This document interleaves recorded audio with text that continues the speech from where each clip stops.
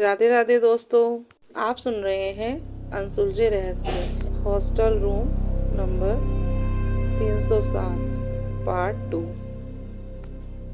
Room 307 1 साल से बंद था। दरवाजे पर अब भी वही लाल पेंट से लिखा था 307। इस साल इस कमरे के लिए एक नया छात्र चुना गया जिसका नाम था वीर। वीर कोई आम लड़का नहीं था। वो एक ऐसे परिवार से था जहाँ तंत्र विद्या पीढ़ियों से चली आ रही थी। उसने अपने घर में हर तरह की तंत्र शास्त्र, तंत्र क्रिया सब देखा हुआ था। इसलिए उसके मन में डर कहीं से कहीं तक नहीं था। ना वो अंधेरे से डरता था, ना वो किसी भी काली शक्ति से। उसके हाथ में एक काला धागा हमेशा बंधा रहता था। उसकी आंखों में एक अजीब सा ठहराव था, जैसे वो चलते हुए आसपास की हवा को भी ऑब्जर्व कर रहा हो। जब वार्डन ने उससे कहा कि बेटा आप 307 में मत रहो, उसमें पिछले साल ही आरव की मौत हुई है। हर साल वहाँ एक बच्चा अपनी जान खो बैठता है और मैं नहीं चाहती इस बार उस लिस्ट में तुम्हारा नाम भी हो। इस बात पे वीर मुस्कुराया और बोला, सर आप बिल्कुल निश्चिंत रहें। वहाँ रहने वाले जो भी हैं उसके अंदर, उन्हें मुझसे कोई दिक्कत नहीं होगी और उन्हें कोई दिक्कत ना हो, मैं ऐसे कोई काम नहीं करूँगा। और जो भी वहाँ रह रहा है उनसे मुझे कोई दिक्कत नहीं है। ये कहकर वीर उस रूम में चला गया। पहली रात 3:07 कमरे की लाइट अचानक बंद हो गई। ठंडी हवाएं चलने लगी, दीवारों से आवाजें आने लगी। कोई गुर्राता तो कोई हंसता, कोई रोता तो कोई चीखता, लेकिन इन सब का वीर पर कोई भी असर नहीं है। वीर शांति से पलंग पर बैठ गया, आंखें बंद की और धीमी आवाज में बोला, मुक्ति चाहते हो या यहीं रहना? जैसा तुम चाहो वैसा कर दूंगा। अभी तो मैं तुमसे पूछ रहा हूँ, और अगर मैं ज्यादा परेशान हुआ तो मजबूर होकर मुझे तुम्हें मुक्त ही करना पड़ेगा। उसका इतना कहना था कि पूरा कमरा शांत हो गया, जैसे किसी ने डर को भी डरा दिया हो। तभी अचानक लाइट आ गई और वीर चादर तानकर सो गया। अगले दिन उसका पूरा दिन अच्छा गुजरा।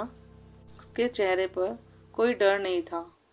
ये देखकर वार्डन को थोड़ी सी हैरानी हुई।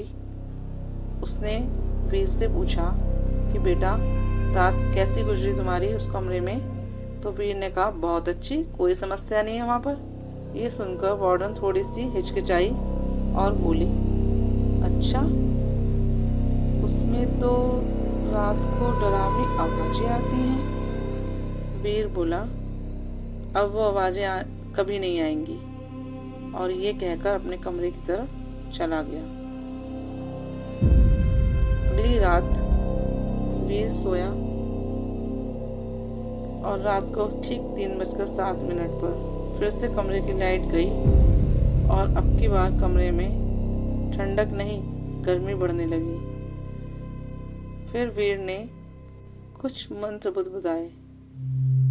उन मंत्रों से उसकी आंखों से रोशनी निकलने लगी और वो पूरे कमरे में देखने लगा। कमरे में उसको एक कोने में कई काली परछाई दिखाई दी। डरी हुई, कुछ भटकी हुई। उन्हें देखकर वीर को बहुत दुख हुआ। वीर उनसे बोला, तुम तो बुरी शक्ति नहीं हो, तो तुम यहाँ कैसे फंसे हुए हो? फिर उन आत्माओं ने वीर को सारी सच्चाई बताई। ये सुनकर वीर बोला, जो भी हुआ बहुत गलत हुआ। एक आवाज तभी वीर को सुनाई दी, हमें बांध दिया गया है। हर साल एक नाम हमारे साथ जुड़ जाता है। ये सब उसी ने किया है। और ये कहकर वो एकदम गायब हो गई। अगले दिन फिर वीर ने हॉस्टल के सारे सच उस कमरे से जो भी जुड़े हुए थे वो खगालने शुरू किए। पुराने चपरासी से बात की, जो रिटायर्ड वार्डन थी उससे बात की, और हॉस्टल के सारे रिकॉर्ड जितने भी थे उनकी पूछताछ की। ये सब करने के बाद शाम को जो उसको पता चला वो ये था कि इस कमरे में गलत तंत्र हुआ है।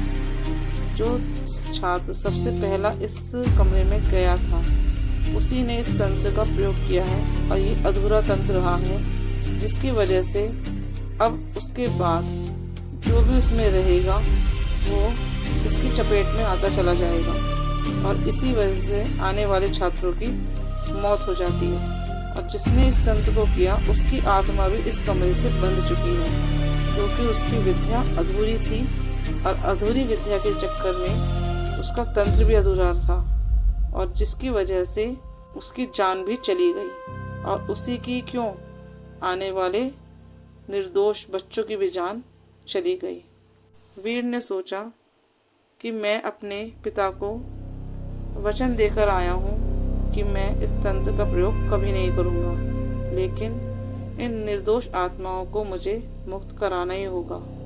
2 दिन बाद अमावस्या थी। उसने सारी क्रिया की तैयारी की और अमावस्या की रात को कमरे में तंत्र मुद्रा में बैठ गया और एक घेरा बनाया। सारे तांत्रिक क्रिया की सामग्री रखी और ऊंची आवाज में मंत्रों का उच्चारण करना शुरू कर दिया। जैसे जैसे वो मंत्र पढ़ता जाता वैसे वैसे कमरे में चीख पुकार मचने लगी। कमरे का सामान इधर से उधर पटकने लगा। पंखा खुद ब खुद टूटकर नीचे गिर गया। पूरा कमरा कांप रहा था, लेकिन वीर जरा भी नहीं घबराया और ना रुका। करीब 1 घंटे तक उसने ये साधना तंत्र वाली की, जिसके चलते अंतिम मंत्र पर कमरे में चारों तरफ आग भी लग गई। लेकिन जैसे अंतिम आहुति पड़ी, कमरे की जितनी भी काली ताकतें थीं वो एक एक करके हवन सामग्री में समाधि चली गईं, और कुछ पलों के बाद पूरा कमरा शांत हो गया। अगली सुबह वीर ने सारी बातें वार्डन को बताई। वार्डन ने कहा, बेटा तुम तो बहुत बहादुर हो।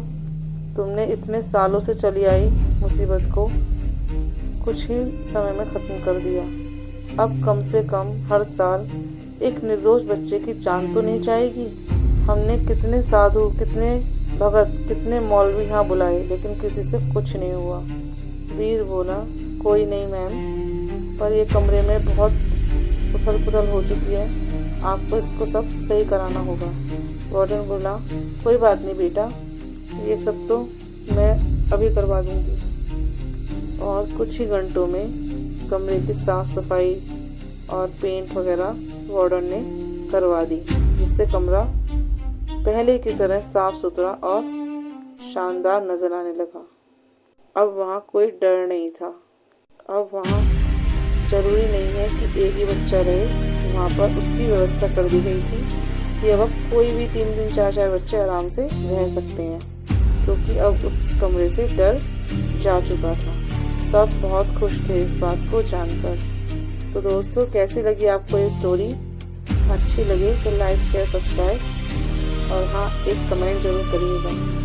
मिलते हैं नेक्स्ट स्टोरी में नए रहस्यों के साथ। सुनते रहिए अनसुलझे रहस्य। बाय।